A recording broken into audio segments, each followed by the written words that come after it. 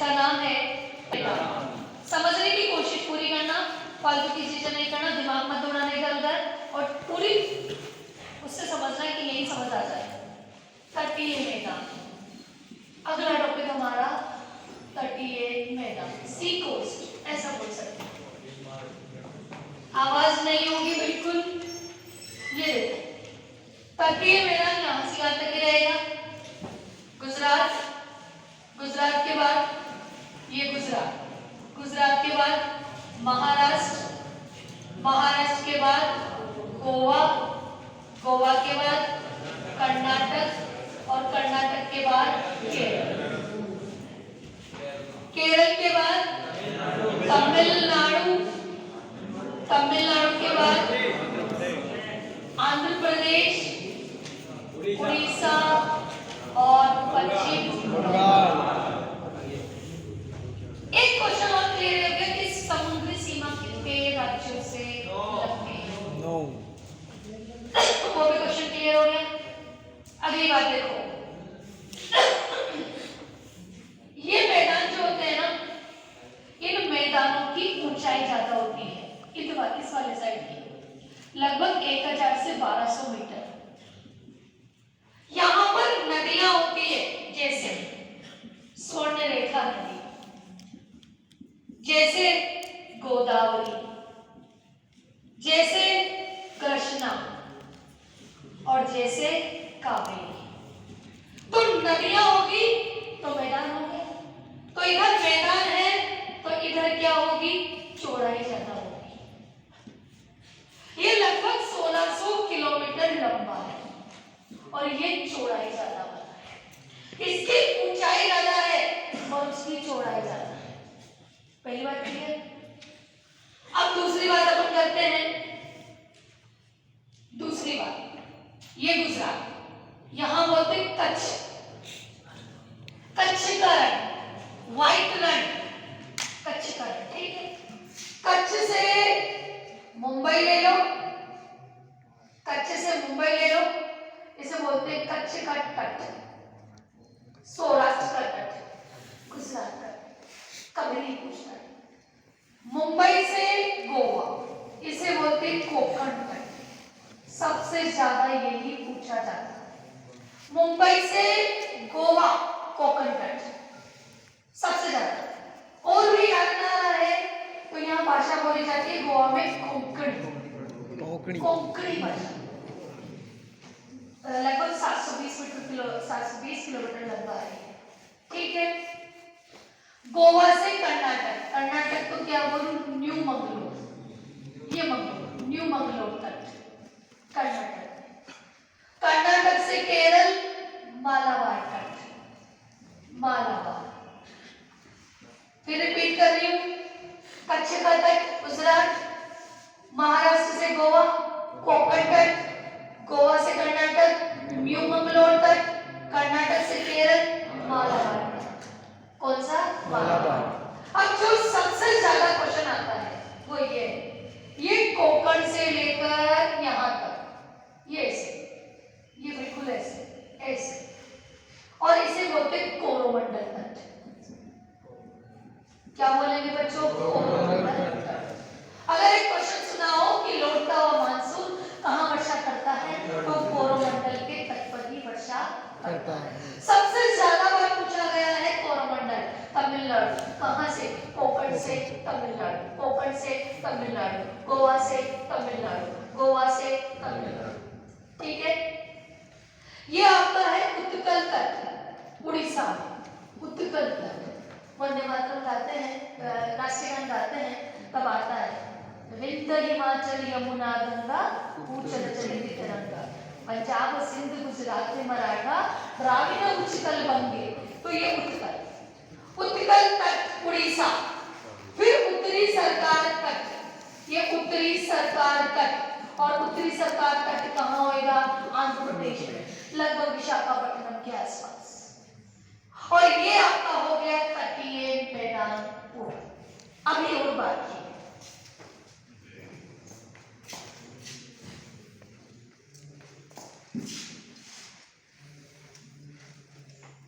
तीन चीजें इसमें पढ़ेंगे और तीन तीनों चीजें निष्पक्ष रूप से याद होनी चाहिए।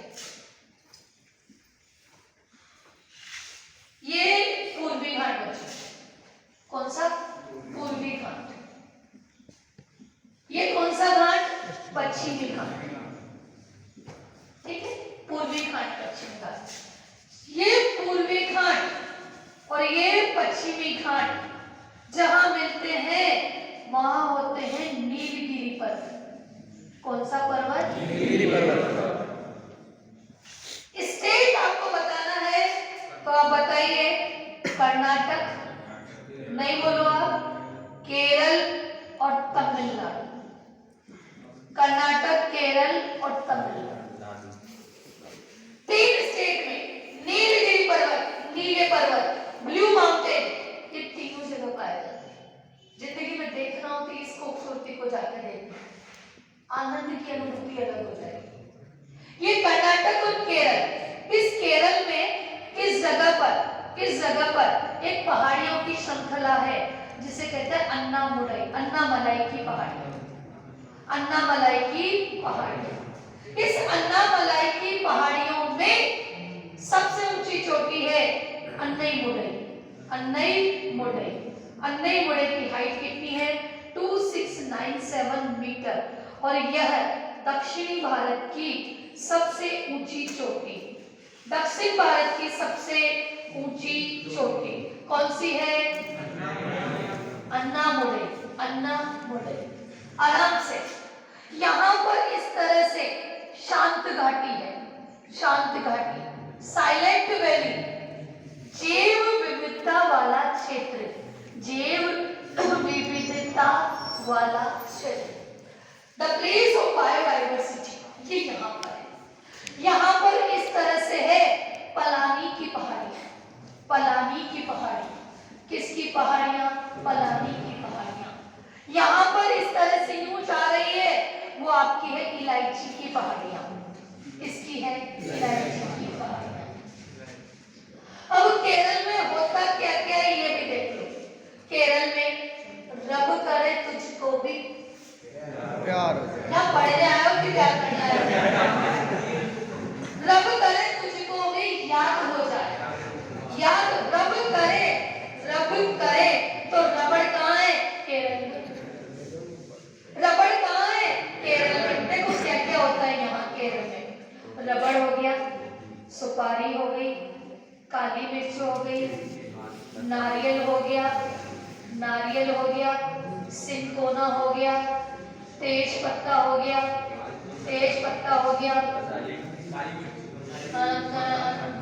बड़ी काली मिर्च हो गई,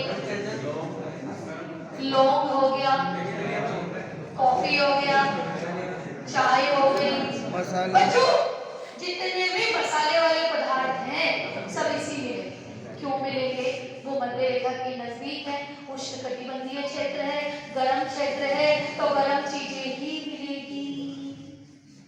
रब करे रबड़ यही मिलेगा, कहीं नहीं मिलेगा। इलायची की पहाड़ियां हो गई। फिर इधर आते हैं, ये हिल स्टेशन है, यहाँ पर एक हिल स्टेशन है कोडे कैनाल, बहुत बढ़िया हिल स्टेशन है कोडे कैनाल, अच्छा सा वाटरफॉल वगैरह सब है यहाँ पर। यहाँ पर एक ऊंची पर्वत चोटी है जिसे कहते हैं ऊटी, तमिलनाडु का हिल स्टेशन, जहाँ मकानों में पंखे नहीं होते हैं और जहाँ लोग इलाई करते हैं। हिंदी नहीं आती उन लोगों को, ठीक है। ऊटी, उडुक मंगलम इसका नाम होता है और इस उडुक मंगलम की सबसे ऊंची चोटी है डोडा बेटा और डोडा बेटा 2637 मीटर और यह दक्षिण भारत की दूसरी सबसे ऊंची चोटी है। एक और दो डोडा बेटा, एक और दो डोडा बेटा, दक्षिण भारत की सबसे ऊंची चोटी। और ये क्या बताई मैंने? दक्षिण भारत की पहाड़ियां। यहाँ पर मांडव पहाड़ी है, यहाँ पर वार्धा पहाड़ी है और यहाँ पर गिर नामक पहाड़ियां भी पाई जाती है। फिर एक और छोटा सा लेते हैं, ये तो यूज कर सकते हैं ना। एक छोटी सी बात और बतानी है, यहाँ पर सह्याद्री पर्वतमाला है, नाम सुना है? गोवा 16 डिग्री नॉर्थ इससे बटी हुई है। इसके ऊपर उत्तरी सह्याद्री है और नीचे दक्षिणी सह्याद्री है। यहाँ की सबसे ऊंची चोटी है कालसूबाई की चोटी, कालसूबाई की चोटी, हरिश्चंद्र चोटी ये सब यहाँ पर है। अजंता वो भी यहाँ पर है, कबीरगढ़ वो भी यहाँ है। दक्षिण सह्याद्री की है कुतरेमुख और दूसरी चोटी का नाम है पुष्पगिरी। क्या नाम है? पुष्पगिरी। फिर एक छोटी सी बात और कर लेते हैं, जब बात कर ही रहे हैं तो एक छोटी सी बात और बता ही देती हूँ। वो छोटी सी बात ये है, last part of sea coast area, तटीय मैदान, वो छोटी सी बात ये है कि कुछ दर्रे भी होते हैं।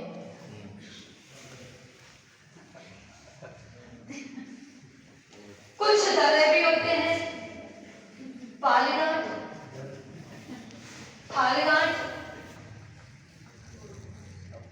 थालघाट, भोरघाट, बालघाट और सेनकोटा दर्रा। सेनकोटा दर्रा ये मुंबई, यहां से निकलता है थालघाट दर्रा। दर्रा का मतलब वही गुजरने का स्थान, नागपुर होते जाएगा, कोलकाता तक जाएगा। भोरघाट दर्रा मुंबई से निकलेगा, पूना जाएगा, पूना के बाद बेलगांव जाएगा कर्नाटक वाला, और फिर ये चेन्नई तक जाएगा। पालघाट दर्रा कोच्चि केरल से निकलेगा, चेन्नई तक जाएगा। सेनकोटा दर्रा ये नागरकोइल से निकलेगा और इलायची की पहाड़ियों तक जाएगा। और ये आपका तटीय मैदान होता है पूरा। धन्यवाद।